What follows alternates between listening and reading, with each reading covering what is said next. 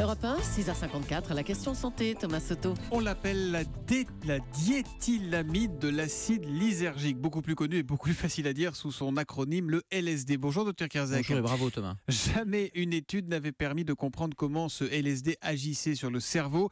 Eh bien, c'est chose faite et les résultats sont effrayants. Oui, et les effets étaient déjà effrayants. C'est une des plus puissantes drogues hallucinogènes. Ça donne des hallucinations, le LSD. Eh bien, c'est confirmé visuellement et radiologiquement par une équipe londonienne qui a montré qu'il y avait une hyperconnectivité cérébrale. Vous savez, on a des zones cérébrales qui, théoriquement, sont des réseaux indépendants. Vous avez la zone qui va s'occuper de la zone de la vision, la zone de l'ouïe. Eh bien, sous LSD, ces réseaux qui sont indépendants vont se mélanger et vous avez un véritable... cloisons, quoi. Ça casse les cloisons, un véritable feu d'artifice dans le cerveau. Et vous avez un mélange complet de la vue, de l'ouïe qui explique totalement les hallucinations, puisque vous allez voir des sons, vous allez entendre des couleurs, tout est absolument mélangé. C'est ce qu'on appelle une synesthésie. C'est un feu d'artifice dans le cerveau. Mais comment ont-ils fait cette étude, cette recherche, docteur ? Alors, ils l'ont fait difficilement parce qu'ils ont pris des volontaires sains et ils ont pris des volontaires sains et qu'ils ont donné du LSD. Et je dis difficilement parce que forcément, il y avait des hallucinations. Il y avait des patients, des volontaires sains qui bougeaient. Et donc, pour faire l'IRM, pour faire le scanner, pour faire les examens, pour aller faire cette imagerie du cerveau, c'était très compliqué. Et certains, d'ailleurs, ont été éliminés de l'étude tellement ils bougeaient, tellement ils avaient des hallucinations.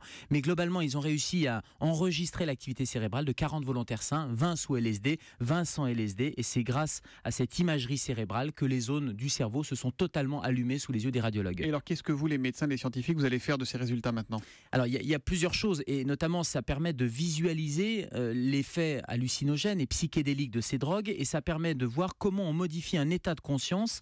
Et c'est une manière, finalement, d'étudier la conscience au niveau biologique. De voir que les phénomènes de conscience qui étaient jusque-là invisibles, eh bien, c'est un phénomène biologique. Et puis, pourquoi pas envisager des effets thérapeutiques ? Pourquoi pas imaginer cette drogue ? Et d'ailleurs, quand elle a été découverte dans les années 30, elle était envisagée comme étant un médicament. Pourquoi pas un médicament de la dépression ou un médicament de l'addiction ?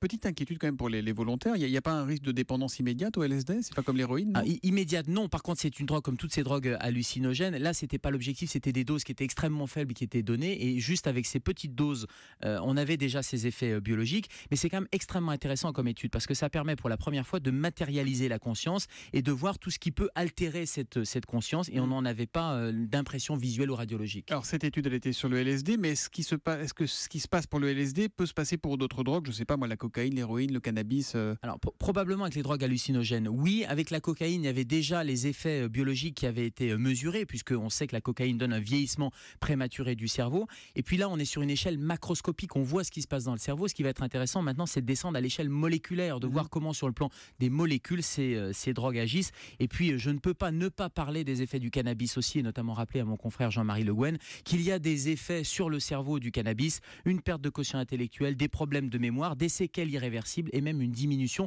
du cortex cérébral, c'est-à-dire d'une zone du cerveau, notamment la zone en avant du cerveau, qui a été là aussi mis en évidence par la radiologie. Donc il y a des effets négatifs sur la santé de toutes ces drogues. On arrête de parler de drogue douce quand on parle du cannabis, c'est une drogue tout court. C'est une drogue tout court avec des effets neurologiques négatifs. La question santé d'Europe 1, c'est tous les matins avec le Dr Kierzek et c'est à 7h moins 5. À demain matin Gérald. À demain Thomas.